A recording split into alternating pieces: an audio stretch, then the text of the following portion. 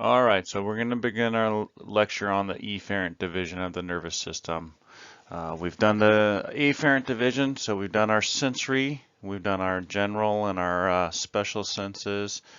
We brought information from the peripheral out of those sensors into the central nervous system where we can get integration. And now, after we have integration, we can send out a response through the efferent division. And one of the main divisions is the autonomic nervous system. So that's what we'll be focusing mainly on today is autonomic control. All right, so again, we're focusing on efferent nervous system. So we're bringing information from the central nervous system out to the periphery, out to the target tissues to get a response. Okay. Chiefly, we are going to be focusing on the autonomic neurons or the autonomic nervous system, and these fall under two categories: the sympathetic and the parasympathetic. Okay, sympathetic being fight or flight, and sympathetic being rest and digest. But you can see the autonomic nervous system, unlike the somatic motor nervous system, which we will talk about briefly at the end here. The autonomic controls cardiac muscle, smooth muscle, exocrine glands, and some endocrine glands, and also adipose tissue. So these here are all tissues that are basically under involuntary control. So the autonomic nervous system is also called the involuntary nervous system because we don't have to think about making these tissues respond. When we're sitting down, we don't have to think, okay, I need to get my heart rate. I don't have to consciously think about my heart rate being at somewhere around 80 beats per minute. But then when I start exercising, I don't have to consciously think about, hey, I need to get my heartbeat up to 160 beats per minute, because the autonomic nervous system is the one that's going to do that. It's going to control that cardiac muscle, right, to either increase it or decrease the firing or contraction of the muscle. Okay, that's different from the other here, that somatic motor nervous system, because somatic motor nervous system is controlling the skeletal muscles.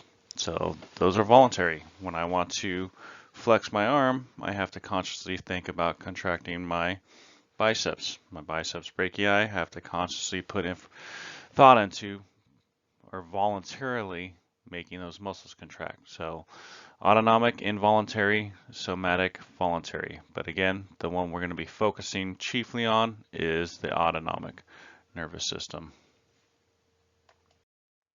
So on the previous slide, I stated that sympathetic, shown here, is fight or flight. You can see the actions of the sympathetic. We got, this would definitely be your professor. I'm definitely afraid of snakes, so I'd be running away. So that would be the flight. The opposite would be parasympathetic, where we get the rest and digest.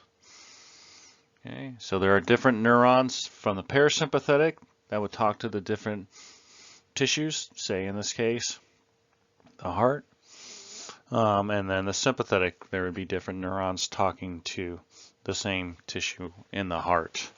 Okay, so let's use that as an example. Typically, these systems are working antagonistically against each other. So when one is high, one is talking to a tissue rather frequently, the other one is talking to it less frequently. So in the case of the heart, sympathetic and parasympathetic are both going to control the rate of the heart.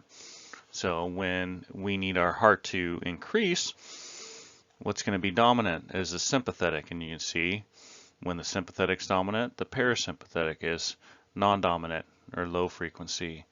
And then when we need to lower our heart rate, typically the parasympathetic is dominant and the sympathetic is less dominant. So these two systems are working antagonistically to control whatever tissues they're talking to. Okay.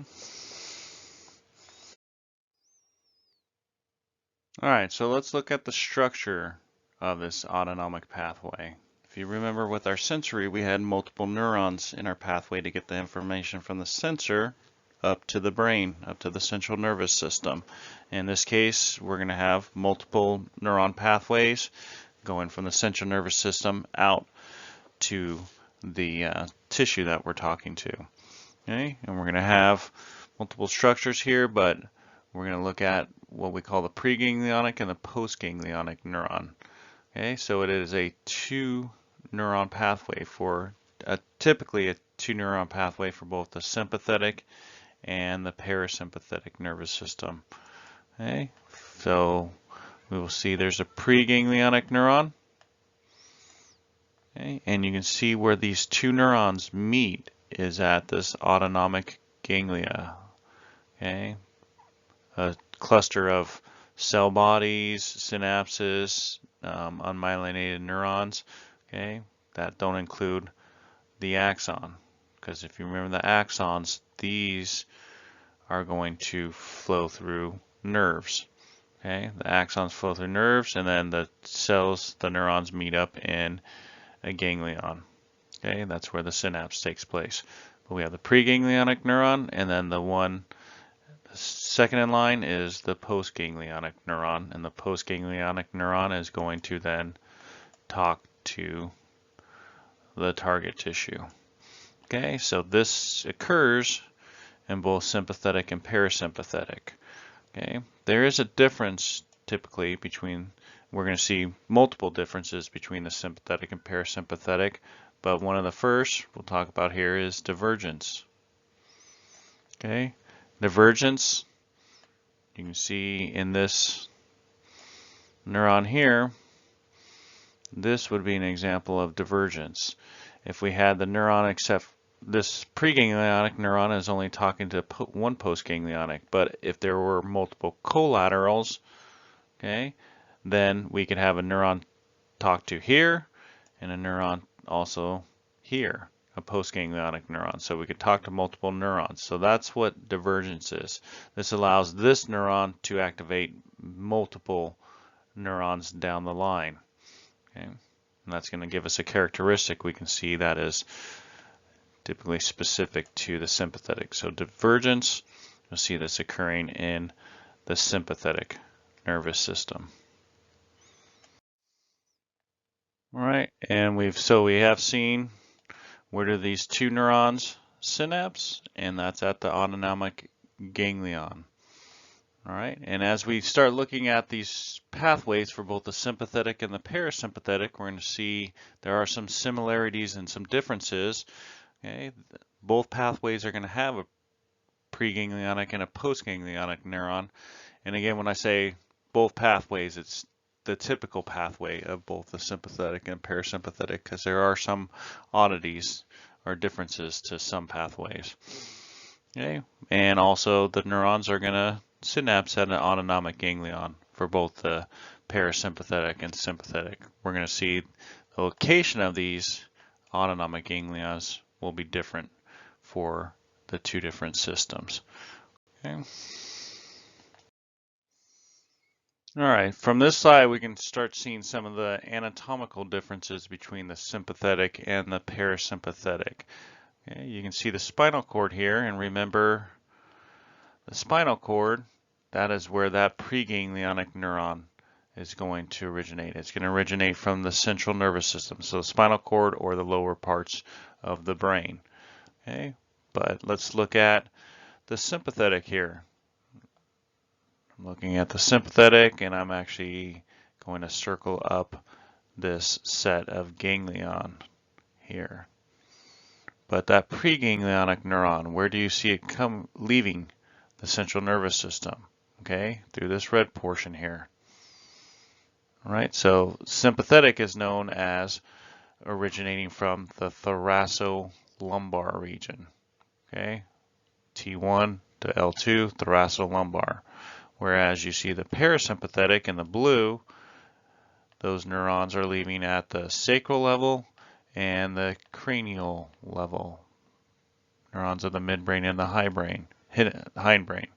Okay, so this is called craniosacral origin for the parasympathetic. Okay.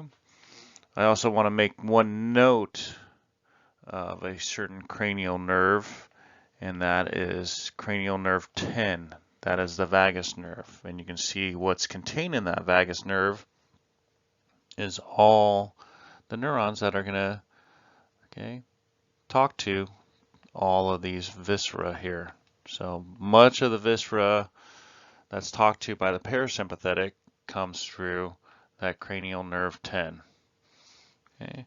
Now let's look at the origin, or not the origin, but where the neuron synapse. Okay, we saw on the red here. I'm just highlight it again. We have that sympathetic chain ganglia, which you probably learned in anatomy. But where is this at? This is basically right outside that spinal cord. So this is a very short distance. Okay, let's look at the distance for the parasympathetic. There is no chain ganglia. If we follow this nerve out, this cranial nerve 7, right, that preganglionic comes all the way out to here before it gets to the synapse. Okay, so that ganglia is much further away from the spinal cord or the central nervous system than the sympathetic. Okay, so we're going to take a look at the length of the different neurons here in a second. So keep that in mind. Sympathetic, basically synapses right when it leaves the central nervous system, the spinal cord, where the cranial nerves, the cranial neuron, or parasympathetic neurons leave and head out quite a distance close to the actual target tissue before they synapse in the ganglion. And you can also see that happening here on the cranial side. Okay, so the ganglions, parasympathetic, ganglions are much further away, closer to the target tissue, where the ganglions for the sympathetic are right outside the central nervous system. Okay, so if we look, we've already seen sympathetic synapse in that chain ganglia. So since the ganglia is right outside the central nervous system, typically for the sympathetic pathway, the preganglionic neuron is short. Okay. And then if we look at the postganglionic neuron for the sympathetic, since the preganglionic is short, the postganglionic has to travel greater distance to reach whatever tissue it is. So now we're looking at a long. Okay. And on the opposite end, the parasympathetic, if you remember the preganglionic neuron, so we're looking at this one, travels quite a distance out before it synapses. Okay, so the preganglionic is long in the parasympathetic, where now we're close to the tissue, we don't have the postganglionic neuron does not have to travel too far to reach the tissue, so the postganglionic is short. So in this sense, the typical setup of the sympathetic and parasympathetic, at least length of the pre and postganglionic neurons, are basically opposite of each other. Sympathetic has a short preganglionic neuron, where the sympathetic has a long postganglionic neuron, where the parasympathetic has a long preganglionic neuron and has a short postganglionic neuron. So this slide is just showing you the typical setup. You might have learned some of this synapsing in anatomy, but you can see the typical synapse of the sympathetic. It's got that short preganglionic neuron just comes out. Okay, in this case, this one's coming here.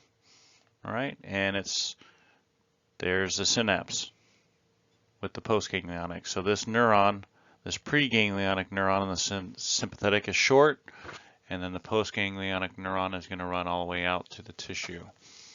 Okay, and you can see there is actually some divergence here. If you remember, the divergence is Okay, we had that neuron. This is the preganglionic neuron. Okay, and instead of just having one axon, we can have multiple. This could be, say, 10 different collaterals. So this neuron here can talk to many different postganglionic neurons. The key with this for the sympathetic is one neuron can activate many more neurons, so we can get a greater activation to many different tissues if we have this divergent setup. All right, and that greater activation, that ability, because if you think when you fight or flight, is it when you see something scary, is your system real slow? Hey, okay, I'm getting scared, or I'm getting scared, or I'm getting more ready to go, getting more ready to go. No, it's like bam, snap of a finger, you're ready to go. And so that divergence aids to giving us what we call mass activation. We can activate many tissues quite quickly because of the setup of this divergence here. And here's that nerve I made point of, that vagus nerve, that cranial nerve 10, that is going to originate here in the medulla, right? And it's going to come out, but you can see the neurons for the vagus nerve are going to innervate many different visceral organs. So about 90% of the parasympathetic pathway actually runs through the vagus nerve. So probably don't want to sever this nerve because you got so much being controlled by the neurons that run through this pathway. Okay, but it's vagus nerve. Okay, the preganglionic runs through the vagus nerve, and we get this long preganglionic neuron because we're talking parasympathetic. The preganglionic's long, and then the postganglionic is short. Since we're talking neurons, we're going to talk about chemical signaling because that's how they're going to communicate to each other, the neurons, and also to the different target tissues. Okay, and so where does that take place?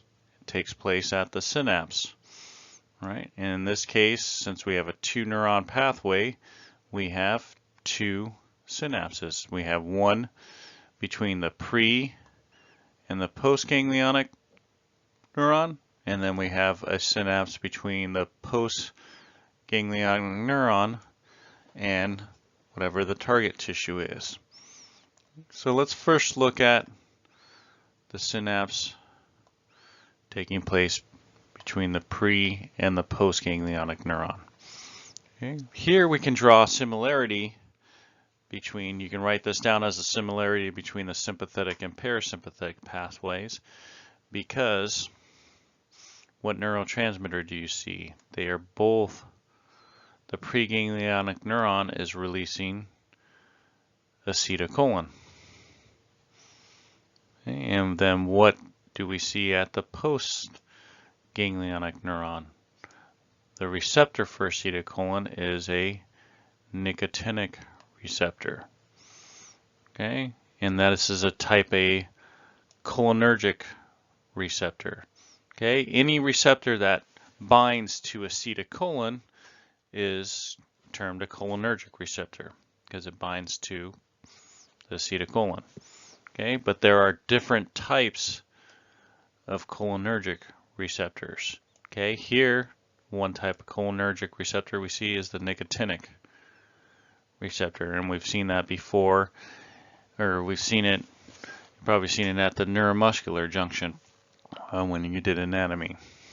Okay, so this similarity is acetylcholine, and the receptor at the postganglionic neuron is nicotinic receptor. All right, so let's go down and take a look here. All right, at the parasympathetic, sorry, at the sympathetic. Okay, we're looking at the sympathetic now. And this, we're talking from the postganglionic neuron to the target tissue. Now we see a different set of neurotransmitter. The postganglionic neuron releases norepinephrine. Okay, and then what is the the receptor here? That's an adrenergic receptor. Okay, and we're going to see there are different types of adrenergic receptors. Okay, so norepinephrine's released by the postganglionic sympathetic neuron, and the target tissue has an adrenergic receptor. Okay, and this is typical of the sympathetic. There are some differences at different synapses, but the most common situation is we get norepinephrine with adrenergic receptor. We're going to see there is also epinephrine that can be released, but usually that is in the bloodstream. Okay. Parasympathetic, if we look down here, okay, you can see it's different. So when we looked at the pre to post ganglionic, we saw the sympathetic and parasympathetic were similar in neurotransmitter and receptor, but when we get to the post, they are different. Okay, in this case, again, we're releasing acetylcholine, but the cholinergic receptor this time, instead of being a nicotinic receptor, is a muscarinic receptor. Okay, and there are different types of muscarinic receptors. Okay, but at the postganglionic to the target tissue for sympathetic, we get norepinephrine binding to adrenergic receptor at the target tissue, and at the postganglionic neuron, we get release of the acetylcholine from the parasympathetic postganglionic neuron, and then binding to the muscarinic receptor at the target tissue. Okay, so those are some differences and the similarities and differences between the chemical signaling between the different neurons of the two different pathways. And this slide just basically, like I said, the typical situation is the postganglionic neuron of the sympathetic is going to release norepinephrine, but there are some that do release acetylcholine, but they are very few. So we're going to stick to the typical, the most likely situation that we will find. So this is just kind of a visual representation of what we just talked about on the previous slide, looking at the different neurotransmitters and receptors.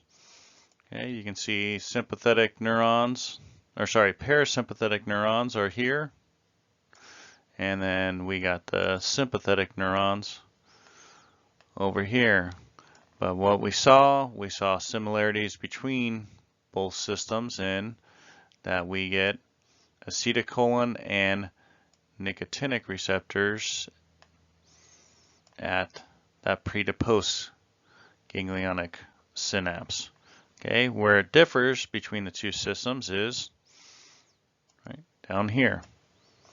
Okay, whereas parasympathetic is going to have acetylcholine, and then we get muscarinic receptors, where the sympathetic is going to have norepinephrine, and it's going to have differing types of adrenergic receptors, okay, giving the response at the tissues. Okay, so that's just the setup. Those are the chemical signals between the two different systems there. So let's take a look at cholinergic receptors. Let's first take a look at nicotinic. Okay, where do we find the nicotinic? Yeah, we find them between the pre and the postganglionic neurons for both the sympathetic and the parasympathetic. But what action do you see happening with the nicotinic receptor? Okay, you see binding of acetylcholine here and here, and what do you see taking place?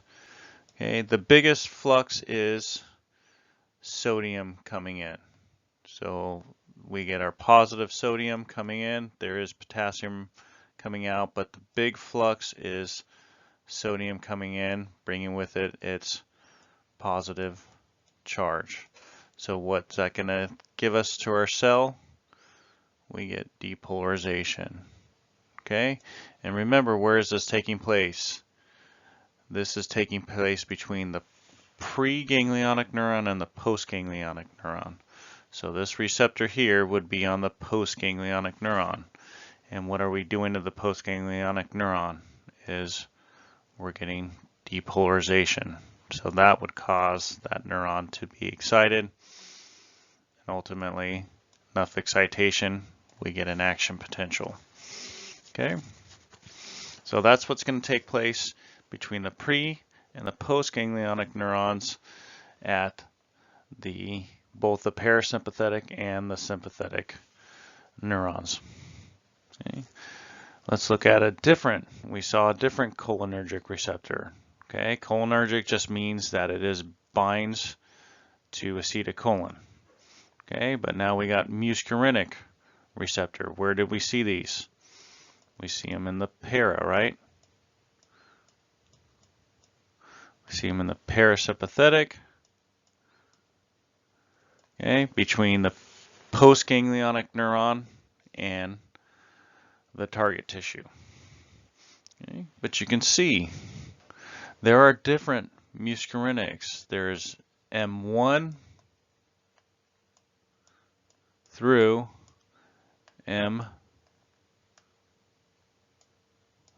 grade 5 there, M5. So there are 5 different muscarinic receptors, and depending on what receptor is there, you can get a different response at the tissue. Because you can see here's one muscarinic receptor. And what kind of receptor do you see it being? Yeah, it is see the little G proteins, it's a G protein couple receptor. Okay, where the nicotinic over here is just an ion channel, a ligand-gated ion channel. Where here we got a G protein couple receptor for muscarinic. And that allows us to get differing effects at the tissue depending on which muscarinic receptor is there. Okay, you can look at, this is one muscarinic receptor and this is a different muscarinic receptor. Again, remember there are 5 different types. Okay. So what do you see happening when acetylcholine binds to this first one? You see we get hyperpolarization. Okay, the G proteins are going to open up a potassium channel and we get hyperpolarization. And what's hyperpolarization result in? Yeah, we get inhibition. Okay, what about binding here? Okay, we get closing of potassium channel by the G proteins, and we get opening of the sodium, where sodium's going to rush in. And what do we get? Okay, in this case we get depolarization. So we get the opposite effect at this receptor compared to this receptor. So this is how the same neurotransmitter, right? Because the parasympathetic, it only releases acetylcholine at the postganglionic to the target tissue. But at different tissues, we need different effects. Remember the rest and digest. Parasympathetic is rest and digest. Okay, so do we need a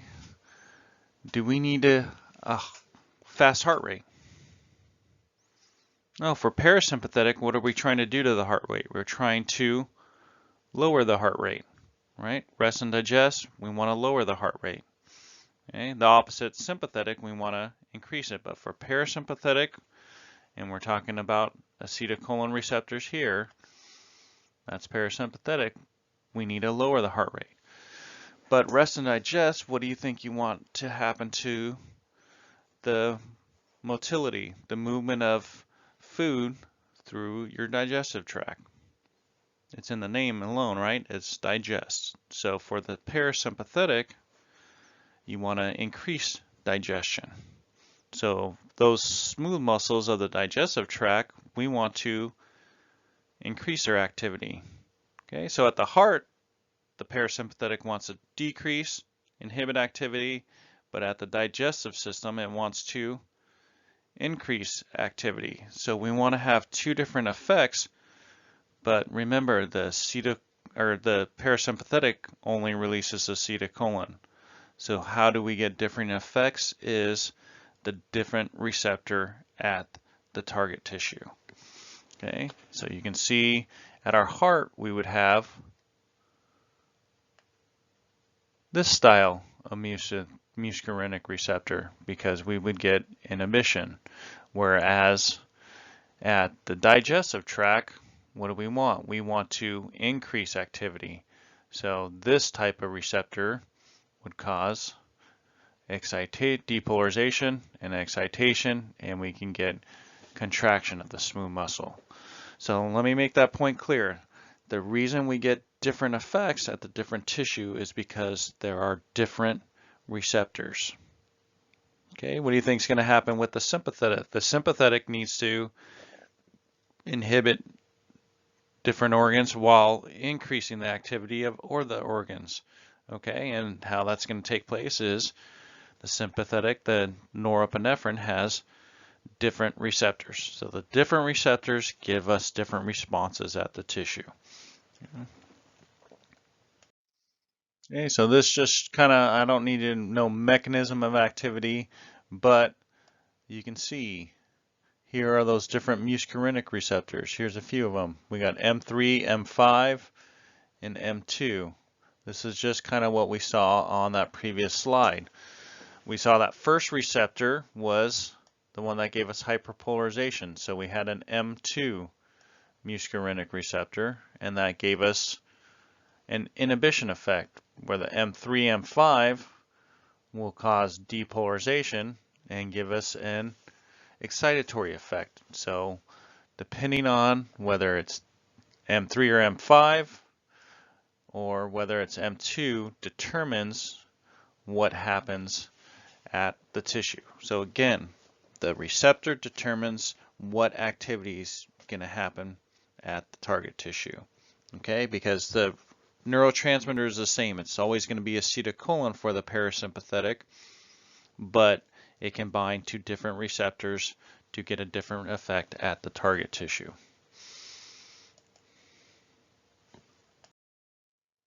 All right, so we looked at the cholinergic receptors for the parasympathetic, those muscarinic receptors. Now let's take a look at the adrenergic receptors. Okay, these are going to be G proteins, and so these are going to be the receptors at the target tissue between the parasympathetic postganglionic neuron and the target tissue. Okay, so two neurotransmitters, norepinephrine, and we will also see epinephrine. Typically that gets released by the adrenal gland. But you can see two different receptors, alpha 1, beta, and there's beta 1, beta 2, okay, and alpha 1, alpha 2. So they're, again, where do we get the different effects at the tissue is because we have different receptors. Okay, I'm not going to be concerned too much with the signaling here. This signaling should be similar to you or look similar to you, since we have talked about the cyclic EMP signaling in a neuro. That's our second messenger system. Okay, but you can see we get two different receptors. We can get two different responses at the tissue. Okay, depending on what receptor is there.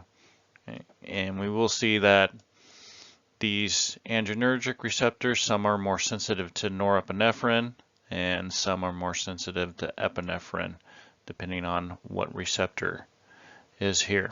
Okay, but again, kind of the key point is because there are different receptors, we can get different effects at the tissue, because there are also norepinephrine can bind betas, but not as strongly as epinephrine, but they can have an effect. All right, and the effect would be different here than over here. Okay, and that's the main point, is the different receptors give us different effects at the tissue because neurotransmitters are going to be of the same neurotransmitter or same class of neurotransmitter in this case. And here's some general effects. You can see here's what we just talked about, those different receptors. Okay, and you can see different effects. Okay, what do you think our effect? So adrenergic means we're talking sympathetic nervous system. Let's just look at a couple effects here, heart and stomach. In the heart, because we're in fight or flight, what will we want to happen to heart rate or contractility, strength of the heart? Yeah, for fight or flight, we're ready to run, we're ready to flee, and so we have to get a lot of blood supply to the muscles so we can run.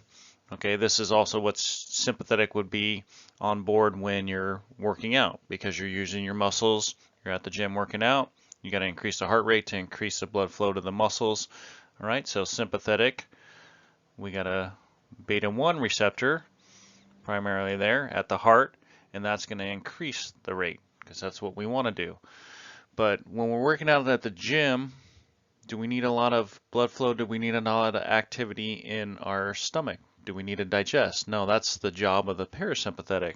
So if you look at something like the stomach and the intestines, we're going to contract the sphincters. Sphincters are those circular muscles throughout the digestive tract that would slow down the passage of food. So now, right, parasympathetic would cause increased activity in the digestive tract, where we got an alpha 1 receptor where we're going to cause inhibition. Okay, so we got two different receptors, we get different response at the different tissues.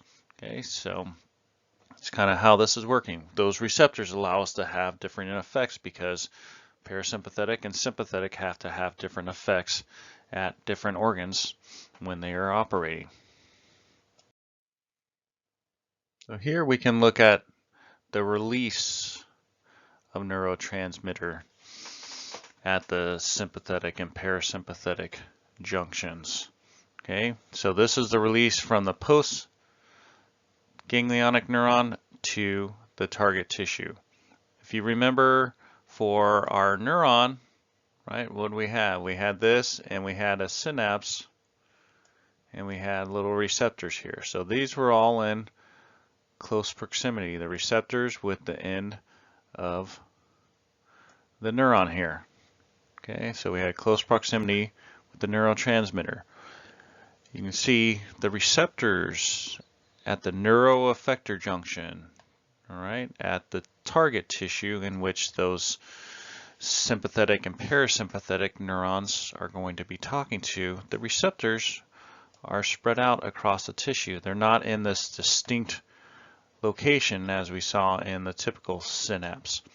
Okay, so to solve this, we got to get neurotransmitter out through all this area, and this is where we get this synapse in passant.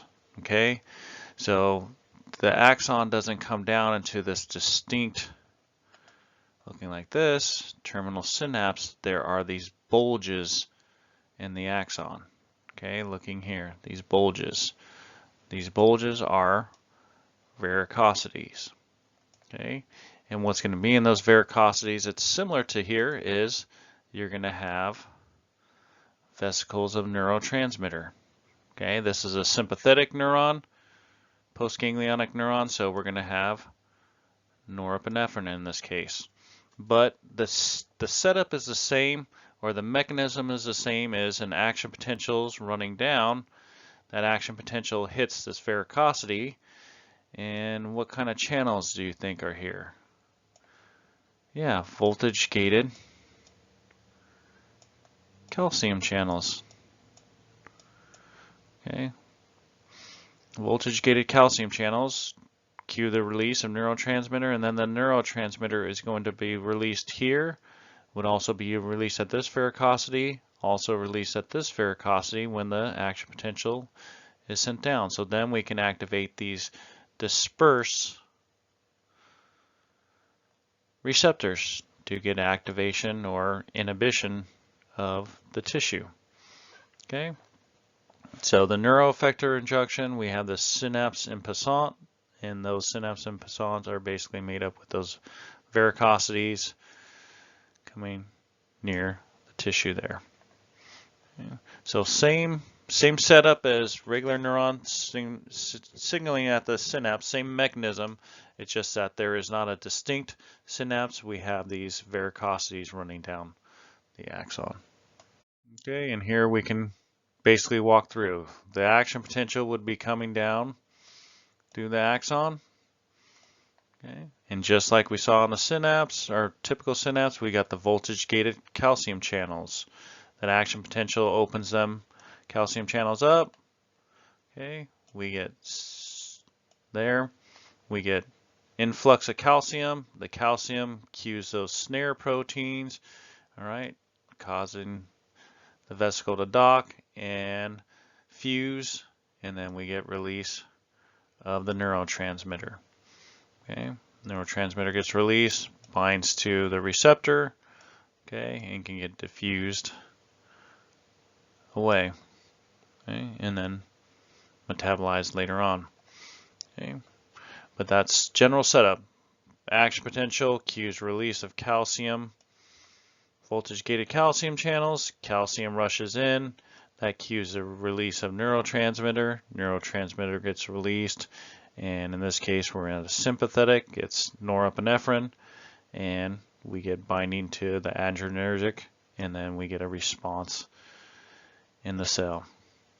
Okay, neurotransmitter can diffuse away, be reuptake, and broken down by the monoamine oxidase.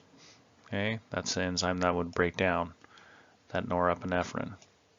Okay, but that is the general rundown. Very similar to what we saw at the regular synapse. The only difference really is we're occurring at these bulges, these varicosities along the way. So there would be another varicosity further down, and another one further down.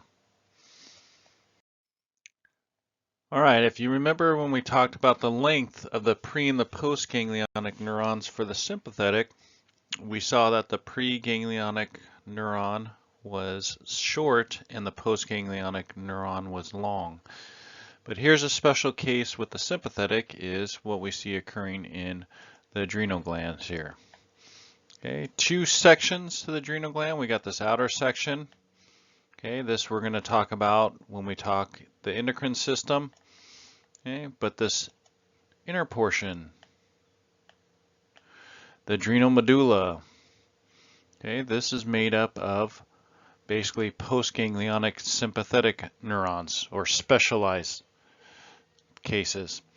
Okay, so if you remember, we got a short and long for parasympathetic, but in this case with the adrenal, we have the preganglionic neuron is this long neuron coming out to the adrenal medulla. And so now in the case here, we have these specialized or modified sympathetic postganglionic neurons. Okay, they are what we call neurosecretory cells, and they are called chromaffin cells. So in the adrenal medulla, the postganglionic neurons are these specialized neurosecretory cells. Okay, and what they're going to release is epinephrine. Okay, so here is that long preganglionic sympathetic neuron coming out to the adrenal medulla. Okay, we get still acetylcholine because what's going to be on these cells is nicotinic receptor, but those postganglionic cells you can see are just these little, they're not look like typical neurons, okay? Chromaffin cell, and they are modified cells that are going to secrete epinephrine into the bloodstream. Okay, so differences, we got these modified cells and we got this long preganglionic and then the modified cell at the end. So it's a special setup, but this is what gives you that rush of adrenaline when you get that fight or flight. This is where most of that adrenaline or epinephrine, okay, epinephrine and adrenaline are the same molecule, just different names. Adrenaline is the older name, epinephrine is what's used commonly now. Okay, but that's going to give you that surge of epinephrine into the bloodstream. Okay. So where are we going to get control of all these autonomic neurons? Okay, these neurons are involved in homeostasis because they're going out to the organs to basically regulate the internal environment. So where are those homeostatic control centers in the body? The autonomic, remember, we don't have to cognitively think of it. We don't have conscious thought of it or voluntary control, which most voluntary control happens up in the cerebrum, okay, the higher order stuff where this would be in our typically in our conscious. So these lower regions are going to be these control centers for those autonomic neurons. Okay, and where are they going to be?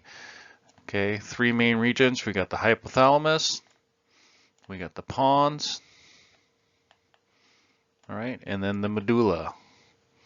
Okay, because this is where all our housekeeping functions are going to be taking place. They're going to help control stuff like eating, water balance, temperature control, okay, respiratory, blood pressure. So all that stuff that we don't have to think about is taking place here. So a lot of our sensory information that is coming from our organs, okay, that sensory information, instead of going up to the thalamus and up to the region here, is going to follow into one of these regions, all right, and then we can get a integration here, and then we can get a response out through our sympathetic or parasympathetic pathways.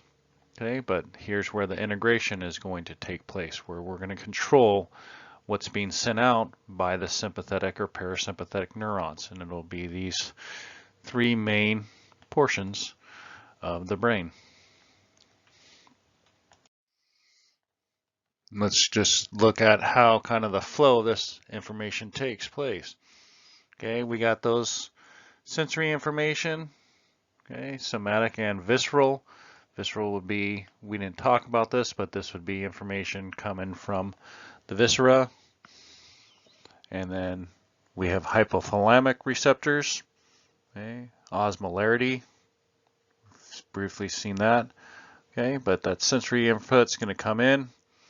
Okay, information is going to come to the pons and hypothalamus. Okay, you'll see the limbic system here, but we can get a response out by the autonomic. So we go here, autonomic, and then we can get other responses.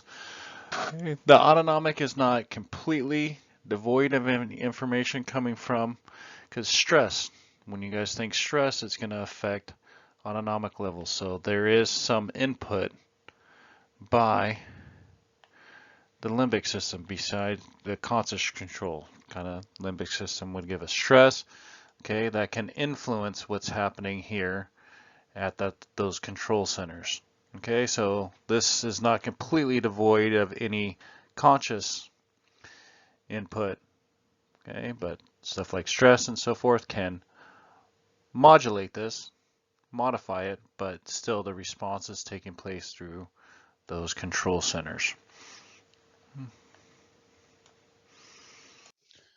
So here's a slide, blast from the past from one of our original lectures from when we first met before, seems like a long time ago now, doesn't it, with everything that's going on. But talking about control, okay, homeostasis, and kind of what we're going to focus on here is how that control is taking place. And there's two forms. You can have tonic and antagonistic control. Okay, because we can have tissues. Some tissues are innervated by both the sympathetic and the parasympathetic. So you have two basic controls helping to control the activity of that tissue. Or a tissue can be just solely innervated by the sympathetic nervous system. So you can have both parasympathetic or sympathetic, or you can have solely by sympathetic. In that case, the control is set by the sympathetic neuron. Okay, whereas with parasympathetic and sympathetic together, you can get both helping to modulate control. Okay, when you have both systems, you're going to get antagonistic control. Okay, because both systems will be help controlling the activity of that tissue. Whereas if you're innervated solely by the sympathetic, you're going to see tonic control. Okay, so let's look at how these two operate. Okay, here is antagonistic. So when we talk heart rate, okay, and we're going to be looking at this later in semester and actually how these neurons work, but let's look at antagonistic. Okay, so we got both.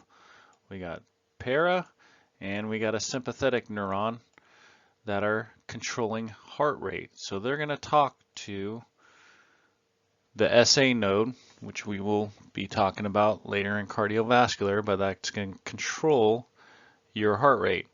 Okay, and these neurons, both parasympathetic and sympathetic, both talk to the SA node. And so let's look at when we have stimulation by sympathetic nerves. Okay, so what do you think happening to the parasympathetic when the sympathetic is dominant?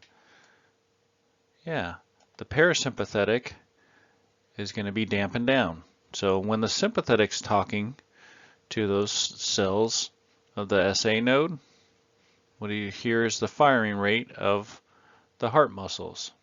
Okay, again, muscles, they're going to have action potentials just like a neuron, and so you can see each of these is a beat of, each peak there would be a beat of the heart.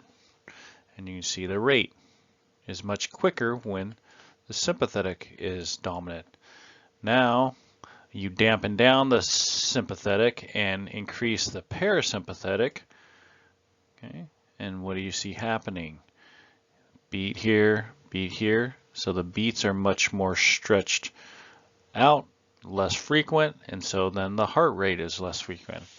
Okay, so this is antagonistic control because we have two different neurons working antagonistically. We have the sympathetic and the parasympathetic working in opposition of each other to help modify what's happening at the heart. Okay, tonic control. Okay, tonic control, we have one system. We have the sympathetic. Okay, the sympathetic is talking. Sympathetic controls your blood vessel dilation. Okay, this is a circular muscles that wrap around the vessels. So if the muscles contract, you're going to get constriction, and if the muscles relax, you're going to get what we call dilation. Okay. But let's look at the signaling. Here is the amount of frequencies of action potentials coming from this neuron here. Okay, so at this rate of frequency, we get this diameter of blood vessel. Okay, what if we needed to constrict to restrict the blood? Okay, sympathetic, when we talk digestive, sympathetic, do we want to increase digestive activity or increase digestive activity when we do sympathetic? Yeah, we want to decrease. So we would also want to decrease the blood supply to the digestive organs when sympathetic is activated. Okay, and let's look at frequency. Here's this again is the action potentials, frequencies of this neuron. And when we get increased contraction of the muscle, and we get what we call vasoconstriction. Okay. And then compared to here, let's look at this rate of frequency of action potentials. It is much slower, so there is less contraction of the smooth muscle, and you get what we call vasodilation. All right, so here, how could you tell something on this table, something's tonically controlled rather than antagonistically controlled? What's tonic control mean? There's just one system. So you can see here at the arterioles and veins, okay, there is no parasympathetic response. There is only sympathetic response. Okay, so this would be a tonic control. Let's look at something that is antagonistic, right? Antagonistic would have both systems. We would get both a parasympathetic response and a sympathetic response. But you can see an antagonistically controlled through all the things that have two items here. Not this one, of course, but the others. You can see parasympathetic has an opposite effect usually of the sympathetic. Here we get constrict, and here we get dilate for sympathetic. So these are antagonistic or in opposition of each other. But both eyes, the pupils controlled by one or the other. They're not just simply like here, tonic control, just simply controlled by the sympathetic. Okay, and so when you see tonic control, it's basically, and similarly on this side, you can see tonic and antagonist control, right? Those in the red boxes, they're solely innervated by a sympathetic response. Okay, and so these are under tonic control. It's the amount of signaling by the parasympathetic neuron, whether high frequency or low frequency, is going to tell the tissue how to respond. Okay, whereas those with two, like here, urinary, okay, they're going to be antagonistically controlled. So this slide here is kind of the cheat sheet of looking at the kind of the differences and similarities between the sympathetic and the parasympathetic. First line, we got where the origin is. Sympathetic was thoracolumbar, where parasympathetic is cranial sacral. Then we got the location of the ganglia. All right, for sympathetic, it's in the chain ganglia, where for the parasympathetic, it's near the target tissue. Okay, they both have varicosities. That's where the neurotransmitter is released. The neurotransmitter at the target synapse. So what neurotransmitter is being released to the target tissue? Right, we got norepinephrine versus acetylcholine. Okay, and what is the receptor? Adrenergic for the norepinephrine, muscarinic for the cholinergic. That's at the target tissue. Okay, that differs from this here is what's happening at the pre to postganglionic neuron. And remember, for both systems, they are similar. There is a acetylcholine, okay, is released to a nicotinic receptor that is on the postganglionic neuron. And that is the same for both. So this slide is just a visual representation of what we saw on the previous slide. Just looking at the different setups between both the parasympathetic and the sympathetic pathways that we've seen so far. You can kind of see the differences with parasympathetic, has that long preganglionic neuron, and then the shorter postganglionic neuron. And the opposite for the sympathetic was short, okay, and then a longer postganglionic neuron, right? And then you also see the neurotransmitter and receptors seen here. Also, the kind of specialty version of the sympathetic pathway, we got the adrenal sympathetic, and that is that long preganglionic neuron, but then it has that modified postganglionic neuron, those chromaffin cells, and they're releasing, instead of norepinephrine at a synapse, they're releasing epinephrine out into the bloodstream here. Okay. So that pretty much does it for the autonomic pathways. I did say we are going to touch on briefly on the somatic pathway here. Okay, and the somatic motor pathway, unlike the autonomic, which has those targets of smooth muscle, cardiac muscle, endocrine, all those things, all those target tissues we typically don't have to consciously control. The somatic motor system, though, is voluntary because we are consciously controlling the skeletal muscles. Okay, and you can see it has this long motor neuron that's going to go from the central nervous system all the way out to the muscle. So these axons of this neuron can be quite long. Okay. And you can see very similar to what we've seen before in the autonomic, we got acetylcholine and a nicotinic receptor there. Okay.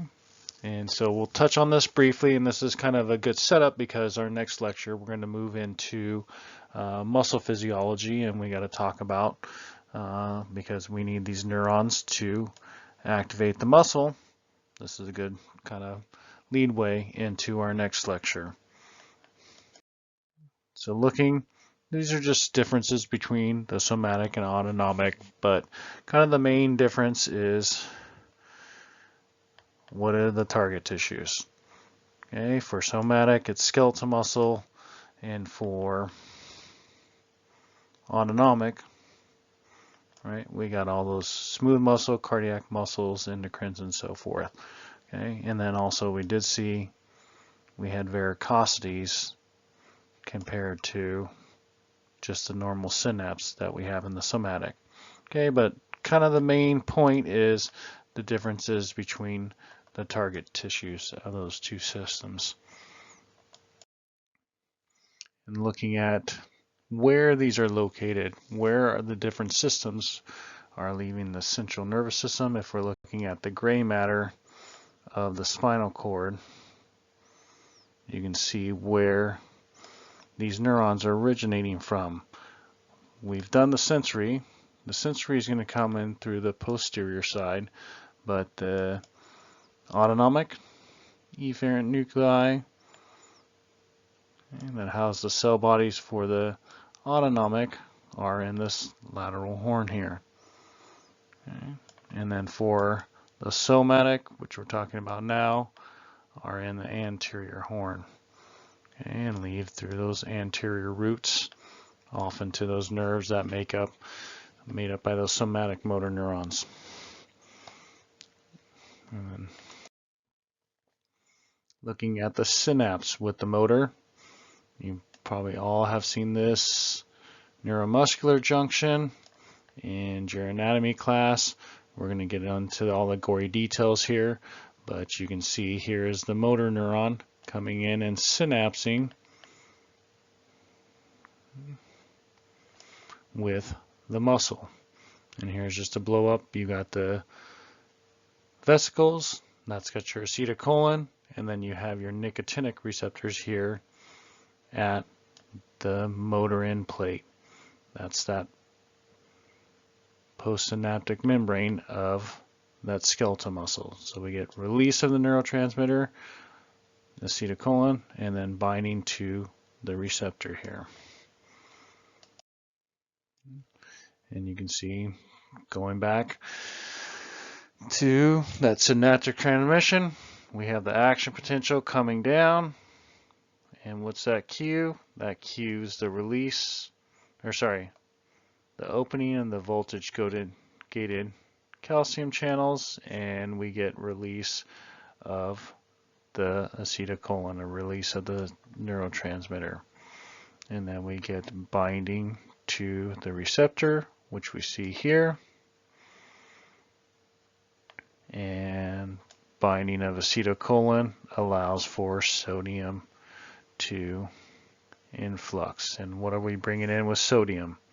We're bringing in that positive charge, so we're going to get depolarization of the muscle cell. And so just like a neuron, the muscle cell can